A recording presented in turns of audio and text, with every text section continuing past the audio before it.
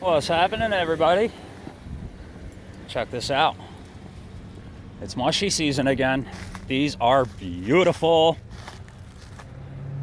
We got the pheasant back.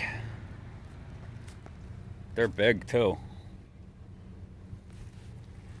And they're right next to the road.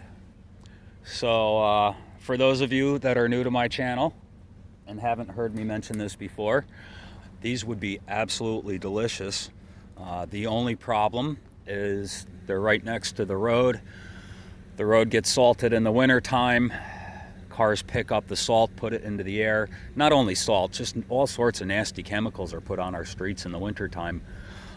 And that gets into the ground, soaked up by the trees, and into the mushrooms.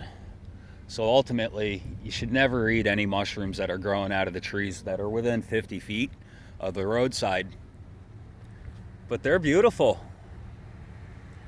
And there's another tree right up the road, another stump that I've shown off a couple years in a row now, or maybe it's just last year. I love these. These are so pretty. I haven't had the opportunity to eat any pheasant back mushrooms yet. What do they look like underneath?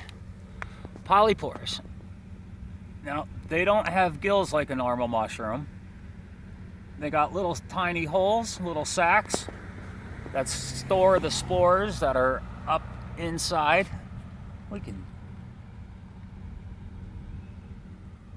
And those are probably all the spores that are dropping out of these mushrooms. Very cool. So yeah, pheasant back mushrooms, from what I understand, they're very delicious. But they can't be eaten here.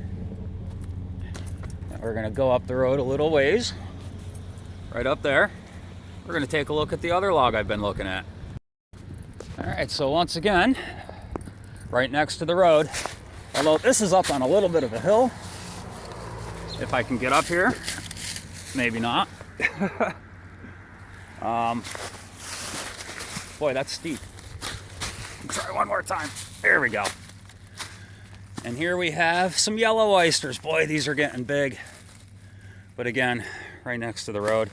It's up on a hill, so these are probably a little safer, although still not chancing it. These will probably get you sicker than shit with all the chemicals that are blown up here. But yeah, these are pretty spent, past their prime.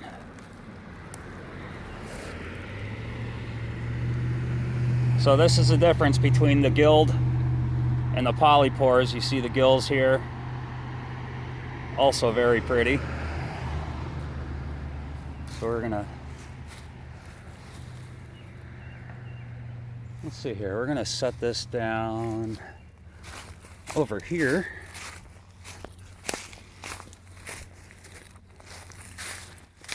Right at the base of this tree. That will drop its spores there. And we'll inoculate another tree.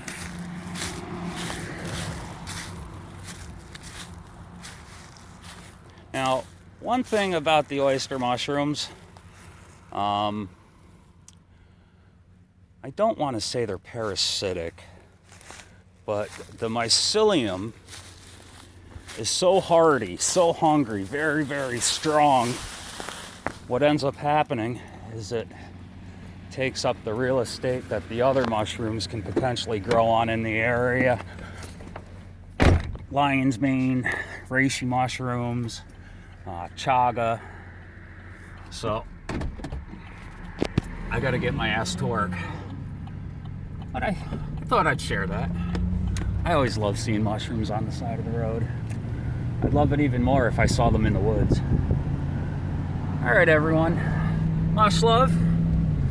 I'll talk to y'all soon.